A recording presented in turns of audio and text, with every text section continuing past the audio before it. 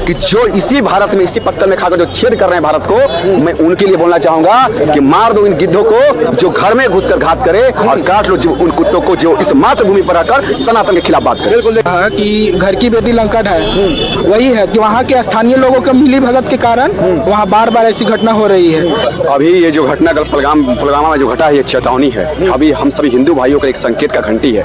अगर अभी नहीं जगे तो आने वाला समय और भयावह रूप ले लेगा। है कि इस देश को भी इस्लामिक राष्ट्र बनाना है, और इस्लामिक राष्ट्र तब तक नहीं बनेगा जब तक हम लोग की आबादी अधिक नहीं होगी। तो उन लोग आबादी बढ़ाने का काम कर रहे हैं, अपने जनसंख्या बढ़ा रहे हैं, बच्चा पैदा करके जनसंख्या बढ़ा रहे हैं, धर्मांतरण कर करके जनसंख्या बढ़ा रहे हैं, हिंदुओं को हत्या करके। पूरे का पूरे लोग सोच है बाबर के वंशज है। टोटल जितने जो घटना का अंजाम दिए हैं, इन लोग टोटल बाबर के वंशज है। अगर इस सुंदर संसार में अगर जीना है तो बाबर यानी इस्लाम कबूल करना होगा। इसी विचारधारा के लोग साथ चलते हैं। भारतीय जो सीमा है, भारतीय सीमा राजस्थान में भी है, महाराष्ट्र में भी है, और उधर पंजाब में भी है। वहाँ क्यों नहीं हुआ? बार बार घटना वही क्यों हो रहा है?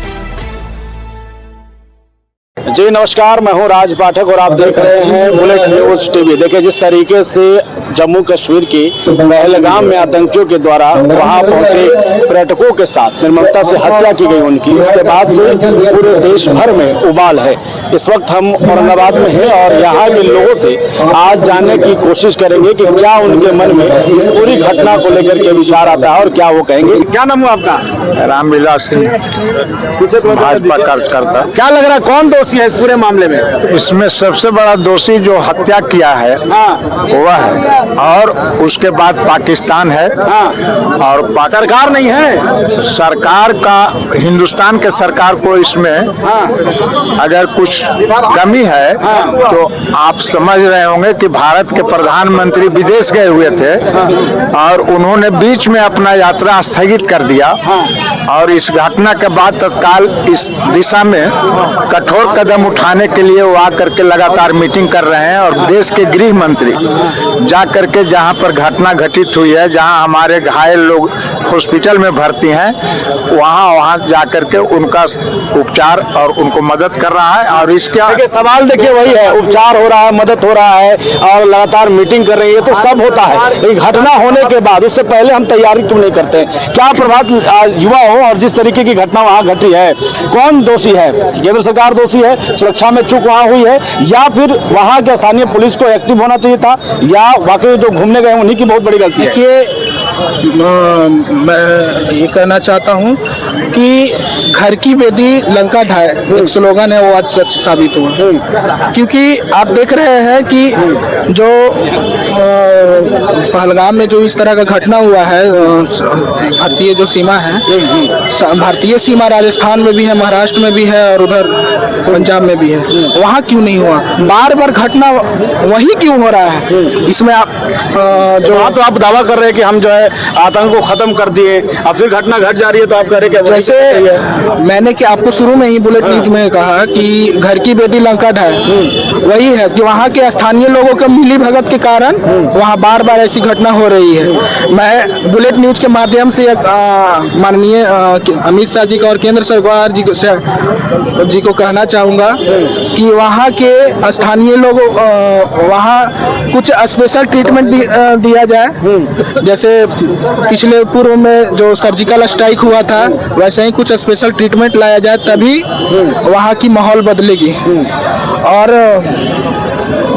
यही है कि स्थानीय ट्रीटमेंट होना चाहिए। देखिए शुरू से ही हिंदू शरणार्थी के रूप में सबको शरण दिया है। आज दुर्भाग्य देखिए कि जो हिंदू बार बार जो शरण देते हैं, उन्हीं लोग को अत्याचार किया जा रहा है। देखिए अभी ये सवाल तो है कि कौन शरण दे रहा है और कौन जो है ज्यादातर वो है सिद्धेश्वर विद्यार्थी जी हैं। हम चाहेंगे कि क्या जो पूरा मामला हुआ है, क्या कहना चाहेंगे इस घटना को लेकर के? क्या कहेंगे?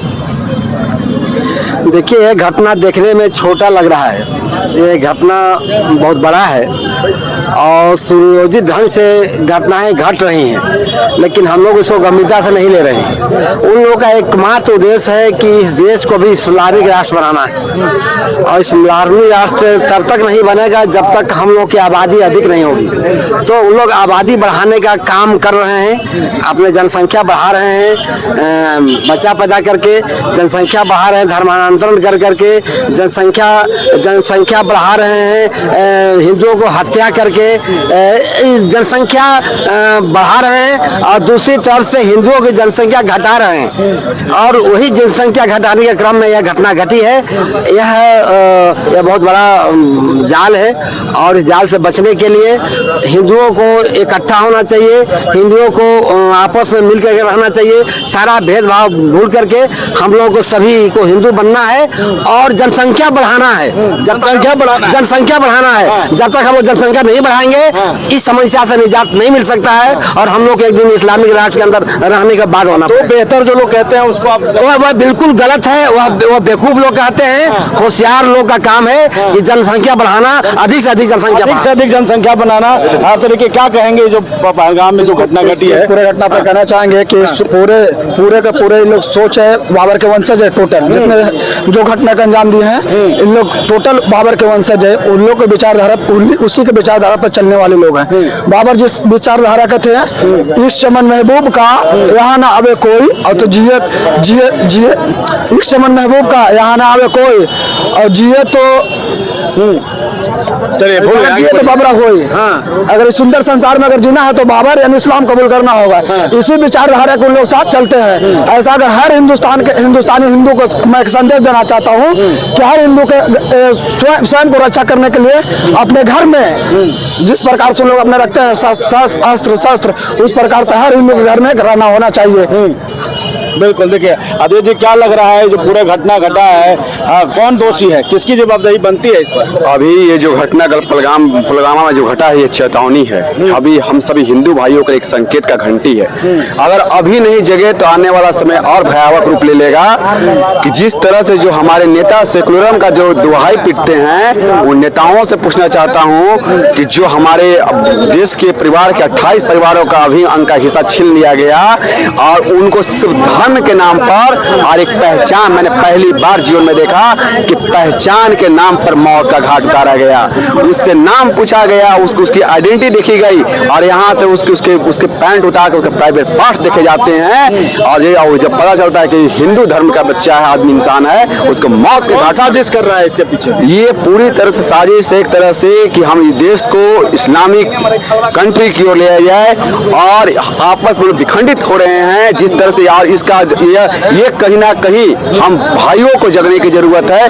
अगर हम जब तक जाति का दुहाई पीटते रहेंगे, जब तक अपने आप को हमने खुद को हिंदू बोलकर परिचय नहीं देंगे कि हम हिंदू हैं, हम सनातनी हैं, यहाँ किसी से परिचय मांगा जाता है तो उनका परिचय ये होता है कि हम फलना जाते हैं, हम फलना जाते, जाति के नाम पर दुहाई पीटोगे तो इसी ऐसे घटना ये हो सकता है। वो घटना का अंजाम इस क्षेत्र में भी आ जाए। अभी बंगाल दूर नहीं है, बंगाल इसका प्रारूप तैयार हो रहा है। वैसे हमारे वंचित भाइयों पर जिस तरह से वहाँ प्रताड़ना हो रहा है, और अभी तक ममता बानी की गायिका है नेहा, जो कि काबा की गाना गाती है, मणिपुर जैसे घटनाओं पर उसकी गाना निकले, लेकिन अभी ये घटना बंगाल में घट रहा है तो वो एक एजेंट के रूप में काम कर रही है, और अभी इस पर उसकी कोई आवाज, कोई गाना नहीं आया। अब बंगाल पर, अब बंगाल में भी देख सकते हैं जो हमारे एक कश्मीर फाइल पिक्चर आई थी, उस पिक्चर को लोग कहा गया था कि ये रूपांतरण दिखाकर देश में दुष्प्रचार कराना चाहता है, अनुमान फैलाने का प्रयास किया जा रहा है।